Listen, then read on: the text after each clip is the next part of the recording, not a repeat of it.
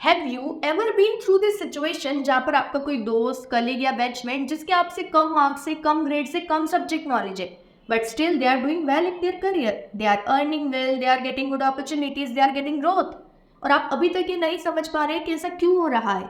आपके पास अच्छी डिग्री है, अच्छा सब्जेक्ट नॉलेज है, अच्छे मार्क्स है, but still you are not getting good opportunities, you are not getting good job options, you are not getting promotions. Why?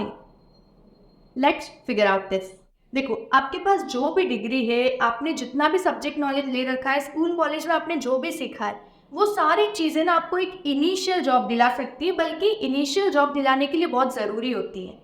लेकिन उसके बाद उस जॉब में एक पोजीशन बनाए रखना, कंसिस्टेंटली ग्रो करना, अच्छी अपॉर्चुनिटीज़ को इनवाइट करना, इन सारी चीज़ों के लिए आपको सब्जेक्ट नॉलेज के साथ साथ कुछ स्किल्स की ज़रूरत होती है। ऐसी स्किल्स जो आपको किसी क्लासरूम में नहीं सिखाई गई है, जिसके लिए आपने कोई एग्ज़ाम नहीं दिया है, लेकिन स्टिल वो आपके सब्जेक्ट नॉलेज के बराबर ही इम्पॉर्टेंस रखती है, बल्कि कुछ कुछ केसेस में उससे ज़्यादा इम्पॉर्टेंट होती है।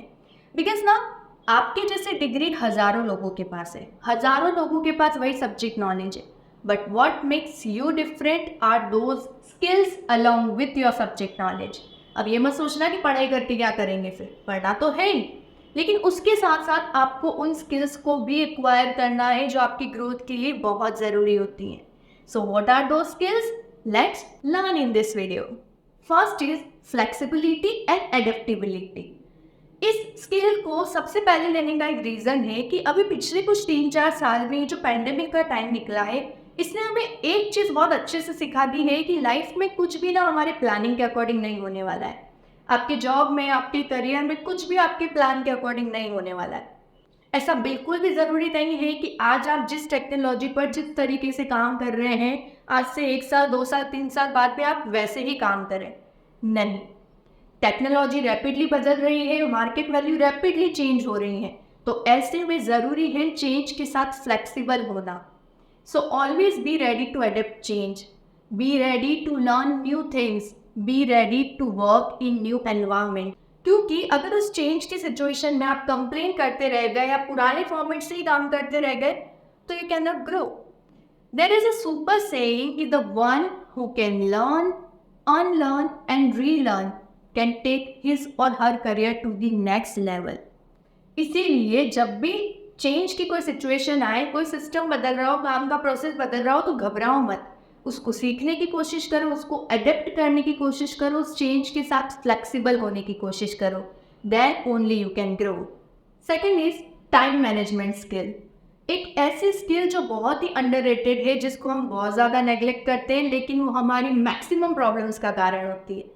अगर आप अपने टाइम को सही से मैनेज करना जानते हैं ना, तो आप कम समय में मल्टीपल टास्क कर सकते हैं, डेडलाइन से पहले अपने टारगेट्स को पूरा कर सकते हैं, और नई चीज़ें सीखने के लिए भी टाइम बचा सकते हैं। अब वो कैसे होगा?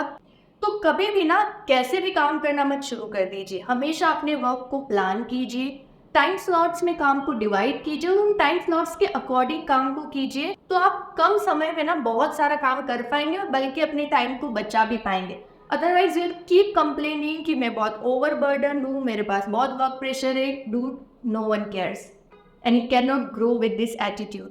Third is growth mindset. एक ऐसी स्किल जिसके बारे में बहुत सारे लोगों को पता भी नहीं है कि ग्रोथ माइंडसेट होता क्या है। देखो, आप अपनी जॉब में ना किसी भी लेवल पे हो, चाहे इनिशियल लेवल पे हो या अपर लेवल पे, बहुत सी बार ऐसा होगा कि you may face setbacks, failures और डिसअपॉइंटमेंट्स, बहुत सारे चैलेंजेस आएंगे। तो उस सिचुएशन में ना कभी भी ऐसा एटीट्यूड मत रखो कि यार ये तो मुझे आता ही नहीं है, कि अब ये तो मेरे बस का ही नहीं है, मैं इसका सोल्यूशन निकाल ही नहीं सकता हूँ। No, always have growth mindset. Growth mindset का मतलब होता है इस तरह से सोचो कि अगर मुझे नहीं आ रहा है, तो अब मैं इसको कैसे सीख सकता हूँ? क्या मैं कोई कोचिंग ले सकता हूँ? क्या मैं कहीं से ट्रेनिंग ले सकता हूँ? मैं किसी से गाइडेंस ले सकता हूँ? क्या मैं इसको किसी और तरीके से कर सकता हूँ? हमेशा कोशिश करते रहना और सीखते रहना to overcome those challenges is growth mindset.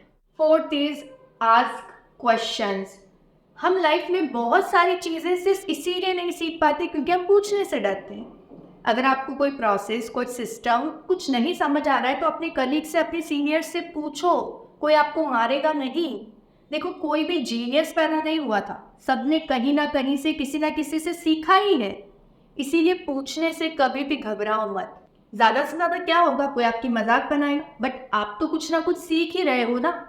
तो अपना बेनिफिट देखो और पूछने में कभी भी घबराओ मत। Fifth is communication skill, very very very important skill.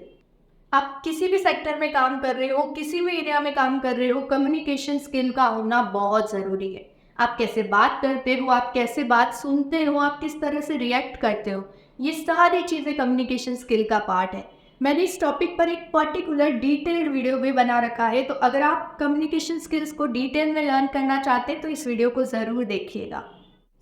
अगर आप अपने आप को इन फ्यूचर एक अच्छी पोजीशन पर देखना चाहते हैं, अपने करियर को एक अच्छे लेवल तक ले जाना चाहते हैं, तो इन स्किल्स का होना बहुत ज़रूरी है। तो अभी से इन स्किल्स पर काम करना शुरू कर दीजिए और अपने करियर की सीढ़ी पर ऊपर चढ़ना शुरू कर दीजिए। That's all for today. Thank you for watching.